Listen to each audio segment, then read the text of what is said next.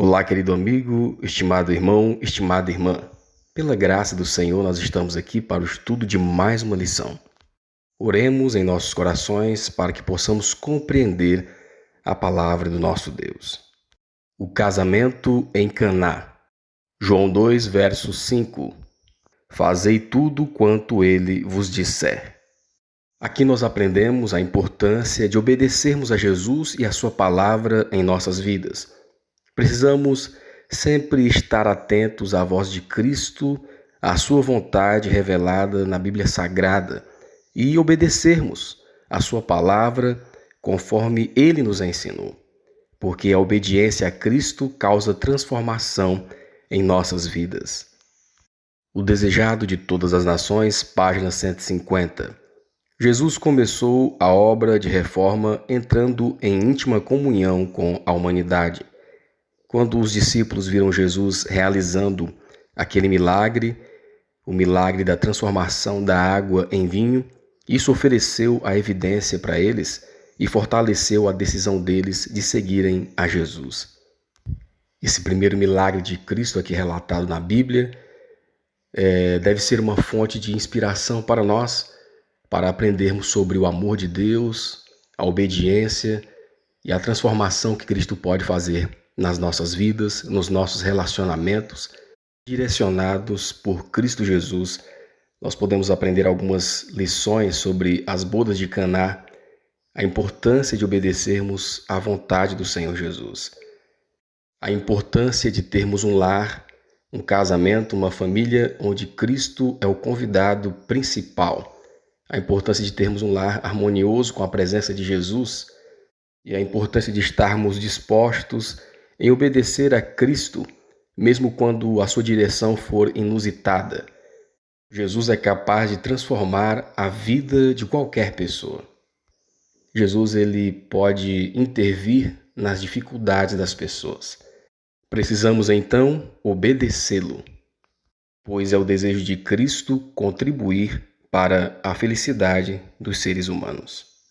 Primeiro tópico, o início do ministério de Cristo. Nós aprendemos no primeiro tópico, conforme João 2, de 1 a 2, aprendemos que o ministério de Cristo começou em um casamento em Caná, onde também estavam presentes sua mãe e seus discípulos. Jesus não começou seu ministério fazendo alguma grande obra perante o Sinédrio em Jerusalém. Pelo contrário, foi numa reunião familiar em um pequeno vilarejo da Galileia que ele manifestou o seu poder para ampliar a alegria de uma festa de casamento. Assim, ele mostrou sua identificação com os seres humanos e o desejo de contribuir para a sua felicidade. Nós aprendemos a importância de termos Jesus em nosso relacionamento familiar, no nosso casamento, e a importância de obedecermos ao Senhor Jesus e aos seus mandamentos, e a importância de confiarmos então na graça do Senhor Jesus. Jesus está atento às necessidades do ser humano. Jesus está atento às necessidades dos casais. Jesus está atento às necessidades das famílias. Então, precisamos colocar nas suas mãos o nosso desejo, né? Precisamos colocar nas mãos do Senhor Jesus as nossas vidas. Ele está atento às nossas necessidades. Aprendemos um pouquinho sobre isso aqui no início do ministério de Cristo. E antes do final do casamento, faltou o vinho, o suco natural de uva. A mãe de Jesus o informou que havia acabado o vinho. Jesus ele tem a solução para as nossas necessidades. E era o desejo de Maria que Jesus comprovasse à multidão que ele era, de fato, o honrado de Deus. Ela esperava que surgisse uma oportunidade para ele operar um milagre diante das pessoas. Era costume da época que as festividades de casamento durassem vários dias. Nessa ocasião, alguém notou que o estoque de vinho havia acabado. Essa descoberta causou muita perplexidade e angústia. Era raro não se oferecer vinho em ocasiões festivas, e sua ausência poderia indicar falta de hospitalidade. Precisamos lembrar sempre que, diante dos incidentes da vida, Jesus tem a solução para as nossas necessidades, mesmo que as situações pareçam impossíveis. Jesus tem a solução para os nossos problemas. Jesus tem a solução para os nossos relacionamentos, para o nosso casamento. Jesus tem a solução para todas as necessidades dos seres humanos. O segundo tópico, Cristo e sua mãe. Nós aprendemos aqui no segundo tópico, conforme João 2, 3 e 4, que Maria disse a Jesus que o vinho tinha acabado. E Jesus respondeu: Mulher, que tenho eu contigo? Ainda não é chegada a minha hora. Embora possa parecer uma resposta rude da parte de Cristo, mas não era. Era a forma de se falar conforme o costume oriental. Essa resposta, por mais brusca que pareça ser, não expressava frieza nem falta de cortesia. A forma como o Salvador se dirigiu à sua mãe estava de acordo com o costume oriental. Era um tratamento concedido a pessoas a quem se desejava mostrar respeito. Cada ato da vida terrestre de Cristo estava em harmonia com a ordem que ele mesmo havia dito: honra teu pai e tua mãe. Do alto da cruz, em seu último ato de ternura para com sua mãe, Cristo se dirigiu novamente a ela da mesma maneira quando a entregou aos cuidados do discípulo amado. Tanto na festa de casamento quanto na cruz, o amor expresso em tom, aparência e modos interpretou suas palavras. Então a mãe de Jesus disse aos servos: fazei tudo o que ele vos disser. Precisamos obedecer aos comandos de Jesus para as nossas vidas. Tudo que o Senhor nos revelou, precisamos então buscar obedecê-lo. Os seguidores de Cristo devem cada vez mais se tornar um poder na proclamação da verdade, conforme se aproximam da perfeição da fé e do amor por seus irmãos. Deus providenciou assistência divina em todas as emergências para as quais nossos recursos humanos são ineficientes. Ele concede o Espírito Santo para ajudar em todo o aperto, fortalecer a nossa esperança e confiança, iluminar nossa mente e purificar nosso coração. Ele quer dizer que se deve providenciar recursos suficientes para a execução de seus planos. Peço que busquem o conselho de Deus, busquem-no de todo o coração e fazei tudo o quanto ele vos disser. Em João 2, de 6 a 8, Jesus ordenou aos servos que enchessem 6 potes de pedra com água, conforme ele ordenara, pois o vinho havia acabado durante a festa de casamento. Então Jesus ordenou aos servos durante a festa de casamento que enchessem esses potes ou talhas de pedra, 6 talhas de pedra. E Jesus disse: enchei de água essas talhas. E encheram-nas até em cima. E disse-lhes: tirai agora e levai ao mestre Sala. E levaram. Ao lado da porta havia 6 grandes jarros de pedra, e Jesus ordenou que seus servos os enchessem de água. Bom, isso aconteceu. Então, como o vinho era necessário para uso imediato, ele disse: tirai agora e levai ao mestre Sala. Em vez de água dos jarros, havia vinho. Então precisamos obedecer e crer na voz de Cristo, mesmo em situações inusitadas, mesmo quando algo parece ser impossível. O terceiro tópico, o vinho de Cristo. Nós aprendemos aqui no terceiro tópico que o vinho que Jesus produziu por seu milagre era o suco de uva natural. Jesus jamais transformaria aqueles potes de água em vinho alcoólico, escarnecedor, aquilo que traz contenda. Jesus jamais promoveria bebedices, pois ele é santo. E ao servirem o vinho dos potes onde Cristo os ordenou, O mestre-sala observou e chamou o noivo e disse: olha, geralmente as pessoas colocam o melhor vinho no início da festa e no final o vinho inferior, mas você colocou no final o melhor vinho. Nem o mestre-sala, nem os convidados sabiam que o estoque de vinho havia acabado. Ao provar da bebida que os servos trouxeram, o mestre de cerimônias a achou superior a qualquer outra que ele já havia tomado. E em Isaías 65, verso 8, nos confirma que tipo de vinho Cristo ofereceu.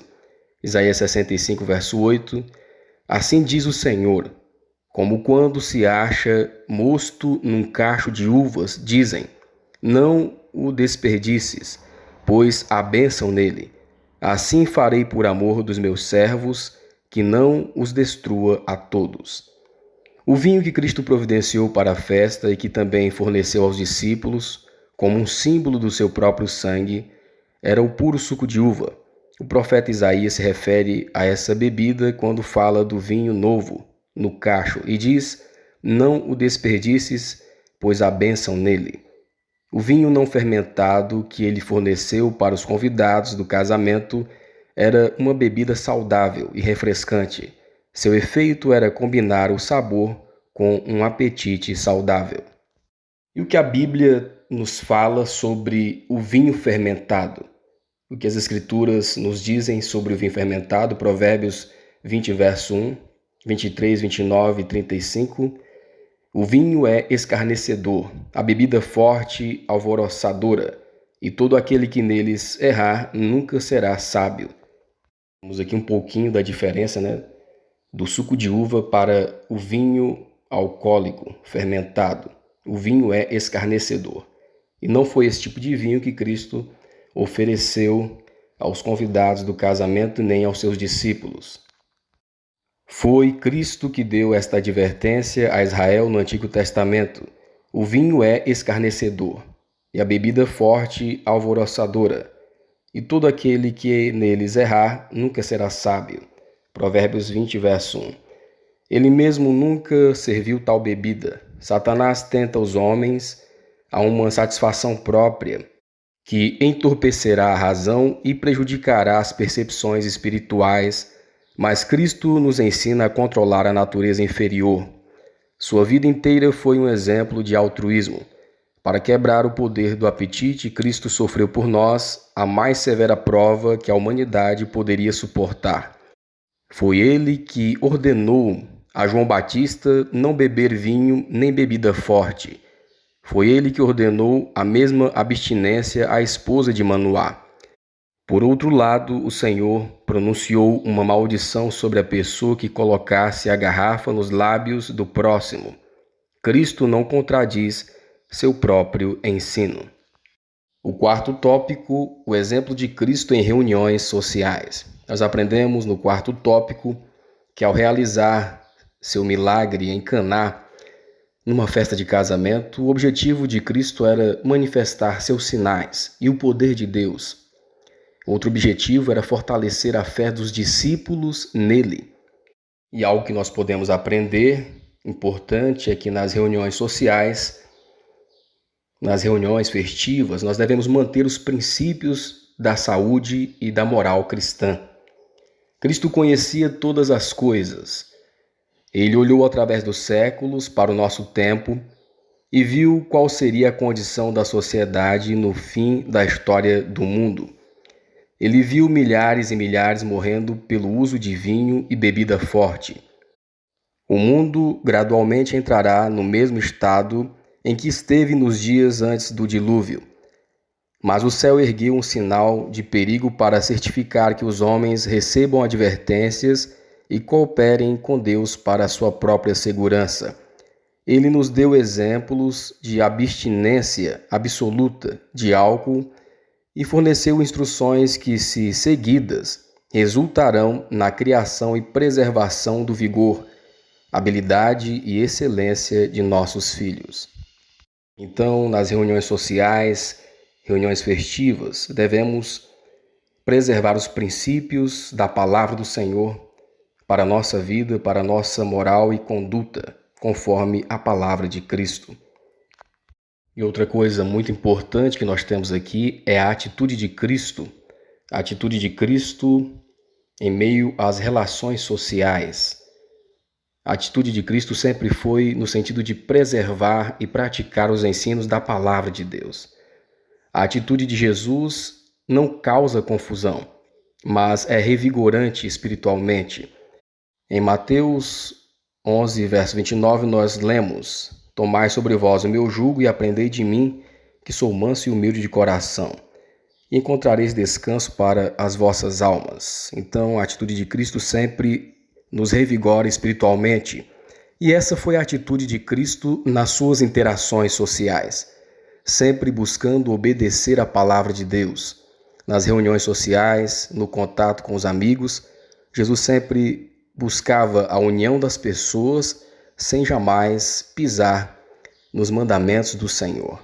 Ele sempre apontava para a palavra do Senhor, que é verdadeiramente revigorante e eficaz, que transforma vidas.